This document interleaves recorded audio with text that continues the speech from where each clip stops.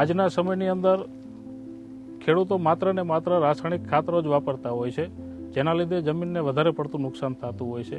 તો એ જમીનને બચાવવા માટે આપણે રાસાયણિક ખાતર ઓછું કરી અને ઓર્ગેનિક મેન્યુરમાં આપણે જવું પડશે, જેના લીધે આપણે જમીનની ફળદ્રુપતા જળવાઈ રહે અને લાંબો સમય સુધી આપણી પેઢીઓ દર પેઢીઓ સુધી આપણી જમીન સચવાઈ રહે, કે જે આગળની પેઢીઓ ખેતી કરી શકે એવી જમીન બચે.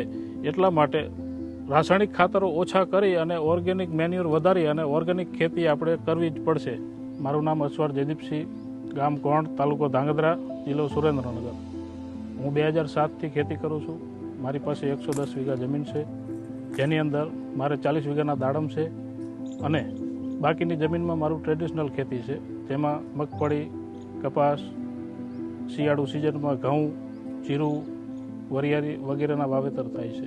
2023ની અંદર જ્યારે મેં મારી જમીનનું પૃથ્થકરણ કરાવ્યું ત્યારે એની અંદર અહેવાલમાં કાર્બનનું પ્રમાણ મારે 0.5% આવેલું હતું.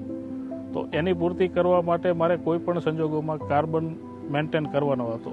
તો મેં માર્કેટની અંદર તપાસ કરી કે ભાઈ કાર્બન મેન્ટેન કરવા માટે શું કરવું પડે. તો રીતિ સીધી ફર્ટિલાઇઝરની અંદરથી મને એક એવી પ્રોડક્ટ જોવા મળી કે જે બ્લેક કાર્બન કરીને છે, જે કૃષિ ઇન્ડિયા ક્રોપનું છે. એના વિશે મેં જોયું, જાણ્યું, તો એ ગ્રેન્યુઅલ ફોર્મમાં છે અને જે મેં વાપરવાનું ચાલુ કર્યું. પહેલા વર્ષે મેં જીરાની અંદર સ્ટાર્ટમાં 50 બેગ લઈ જઈ અને નાખેલું હતું, જેના મને સારા એવા પરિણામ મળ્યા. પછી મેં મારા ટોટલ ક્રોપની અંદર એનો વપરાશ ચાલુ કર્યો. ત્યારબાદ મારા દાડમની અંદર પણ હું પર પ્લાન્ટ 500 ગ્રામ બ્લેક કાર્બનનો યુઝ કરું છું.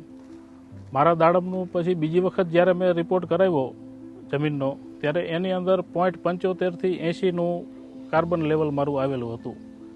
એનો સીધો અને આડકતરી રીતે જોવો હતો કે ભાઈ બ્લેક કાર્બન વાપરવાથી આપણો જમીનનું કાર્બન લેવલ વધે છે. કાર્બન લેવલની પૂર્તિ કરવા માટે બ્લેક કાર્બન બેસ્ટ છે. હું કૃષિ ઇન્ડિયાનું બ્લેક કાર્બન વાપરું છું અને ખેડૂત મિત્રો, આપ પણ કૃષિ ઇન્ડિયાનું બ્લેક કાર્બન વાપરો અને સમૃદ્ધિના સાથીદાર બનો.